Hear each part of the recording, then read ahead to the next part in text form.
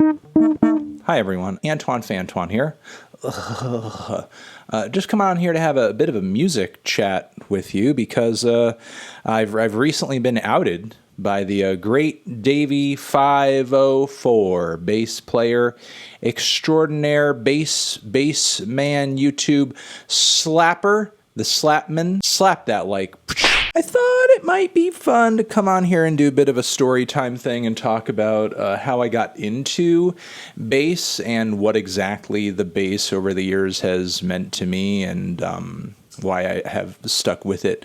Despite my life having changed so much since I picked it up as a teenager. There were friends of mine, or at least people who I knew of in high school, who played instruments themselves, and wanting to sort of get in on that little scene of players at my high school, talking to one of the more well-respected ones. I was asking him for his thoughts and his opinion, and honestly, like, he laid it down pretty clear and, pretty directly to me, saying like, well, everybody like plays guitar, or at least pretends that they know how to, and there are lots of drummers around, but nobody plays bass. There's hardly any bass players around. Like, bass is such an underappreciated thing. There's not a lot of bassists, so I don't know, if you wanted to play in such and such's band or so-and-so's band, maybe just pick up the bass. It'll make you more in demand because there's not a lot of them around, which for a teenager, he was maybe 16 at the time when he told me this, and I was even younger. It was probably a pretty astute thing for him to say and observe, and I was like, okay, that sounds cool. I mean, I just wanted to get in on the action and just have some fun and chill with my friends or make new friends, and was sort of more interested in the communal aspect of just kind of jamming or playing together versus actually becoming a student of music, you know what I mean? So I started to take interest in the bass and wanted to pick one up and wanted to take lessons, and it's pretty funny. I tried actually kind of jamming with and playing with some of the people who were, in my school at the time, at least a couple of them, and found that the music we wanted to make or wanted to play didn't really match up, and I didn't really have an interest in sort of playing the same stuff that they wanted to play, so I ended up playing bass mostly by myself. The more I played it and the more I understood it and the more lessons that I took with it, and the more I learned to teach myself to play certain lines that I loved by ear because I was listening to my favorite recordings and grew to appreciate bass lines that stood out to me, the more I sort of grew to have a better understanding of the music that I listened to in general, because in order to learn the bass and learn new things on the bass, I had to listen past all of the really obvious elements in every mix of music that I was listening to, the trumpets or the guitar or the drums or the vocals, and hear what the bass was doing in the background. And more often than not, when the bass line was good, when I enjoyed the bass line or the bass line even stood out, it was providing some kind of really significant counterpoint.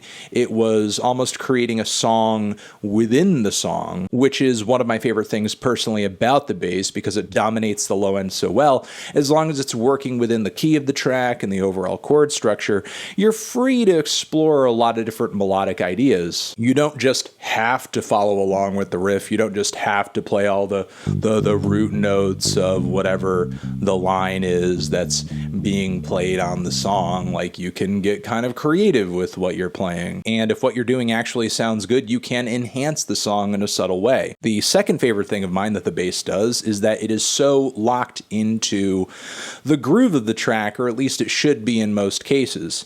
So you're sort of caught as a bass player in this really interesting place where, yes, you could play melodically, but you're also playing rhythmically too. So yes, you're responsible for backing up or enhancing the more harmonious elements of the song, but you're also responsible for enhancing and backing up the more rhythmic elements of the song too. There wasn't this robust library of YouTube videos and tutorials all around the internet. They're like, oh, slap this way, play this way, here's this line, here's that line. I mean, not that I can't get into that now, I absolutely can, but it was very slow going to sort of become proficient at a lot of different things and learn stuff like jazz, for example. I was really curious about walking bass lines at one point in my life and was struggling trying to learn them, and was finding that there weren't like a lot of super clear and like really exciting resources for that at the time that I was trying to learn them, and ended up sort of taking an elective course when I was in college because I had like the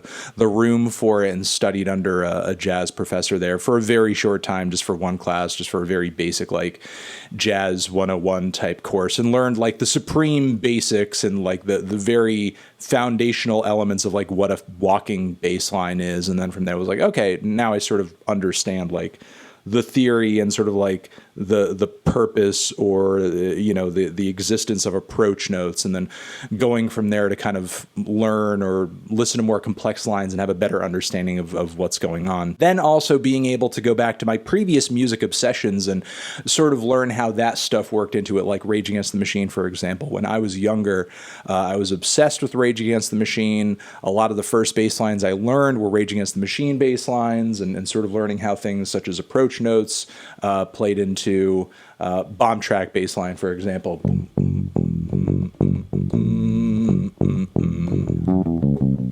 Prior to having any sort of interest in jazz bass, I was obsessed with bass in metal songs that I was listening to, then bass that I was listening to in punk songs, and I kind of got into pick playing for a little bit after that. And then I got kind of obsessed with Primus and slapping for a little bit. These days I don't slap as much as I used to. It's a sound that has kind of grown very tiresome to me. While I like it when I hear it and other people are doing it well, I personally find it like a little annoying. I can only take so much slapping, but I understand the bass is not the most ear-grabbing instrument, and if you want to do like a solo bass piece and you actually want your average person to hear it and pay attention and not be like, oh, and there's such low notes, none of them are standing out. Oh, like, slapping is the most obvious way of going about that. To bring it back to Davey 504, who is incredibly talented, and I respect everything the guy does, but would people be paying as much attention to him and his playing if you were doing no slapping whatsoever?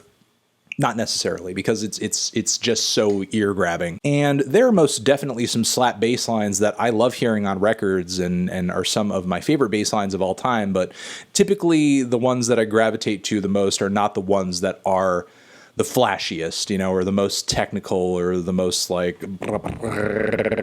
Again, I sort of refer back to Les Claypool, but there are other bass players that I enjoy quite a bit too. I mean, I love Jaco Pastorius, and I love Geddy Lee, and I love Bobby Vega. Bobby Vega is amazing too, like amazing pick player. That dude, like to me, his playing is even funkier than a lot of slap players, and that dude slaps too. He literally does everything. But he's mostly known for his pick playing. Like if I could wake up tomorrow and just like have any sort of command or talent on the bass, it would be just like, oh dude, I wish I could play pick like that.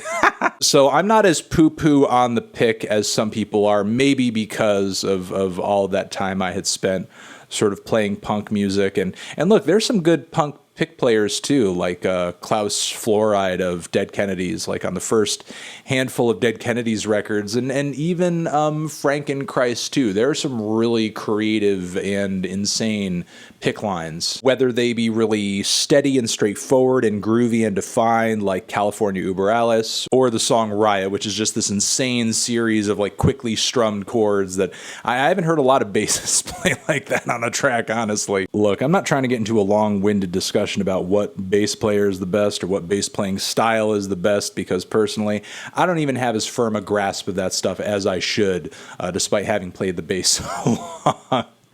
But I will say, despite all the changes that have gone on over the course of my lifetime, playing the bass for more than half of my lifetime at this point, and sort of moving from high school to college and one job and another job and this internship and that internship and this writing gig and that writing gig and the website and the podcast and the YouTube channel and that YouTube channel and this and the other thing, bass has always kind of been there. Bass has always been there in one capacity or another. There was a string of time where I wasn't playing much when I was trying to get the YouTube channel off the ground because I was just working so much and putting so much effort into that. But frankly, I wasn't doing much during that time other than that. So, the bass was kind of getting neglected along with everything else. But once things settled down a bit and I was able to step back every so often and worry a lot less and pick this back up and, sort of like get rid of old broken equipment, and like my bass was all busted the fuck up because of a band that I used to play in. It was kind of like starting from scratch all over again, and I had to like force myself to play every day for like a year just to like get to where I used to be in terms of like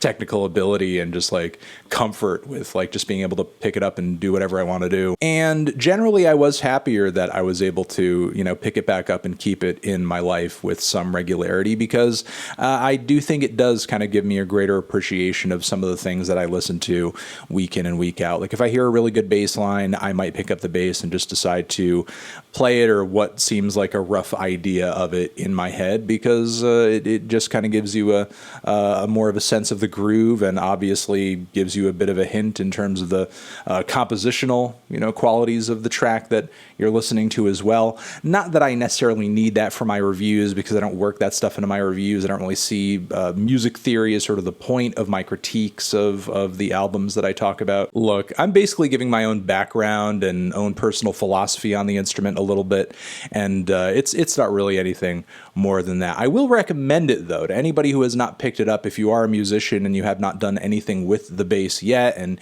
even if you don't think it's going to become your favorite instrument or it's going to become the instrument you're the best at, like, it still gives you a different understanding of the things that you're listening to and the music that you may be assembling or composing, whatever. And while I do recommend the bass, and I recommend that you practice and do your best to study and understand the instrument, simultaneously, I wouldn't grab one because you think like, oh, I'm going to become like the most famous, amazing bass player or musician ever. Like, just pick it up because it will enhance your life. It's going to be fun. It's going to be interesting. It's going to open pathways in your mind that you might not have known were there before. Finally, I guess I'll mention what I actually play. In the other room, and what you guys have seen at the start of some of my Let's Argue videos, I have sort of like a blonde Fender jazz bass that's a little expensive. It's American made, and it's very good quality. It's a great bass, and I love it. But you don't need a super high-end bass to actually like get a good sound or a worthwhile bass line in a recording or anything like that. I mean, I think this is like a $150 P bass, and it's a Squier bass.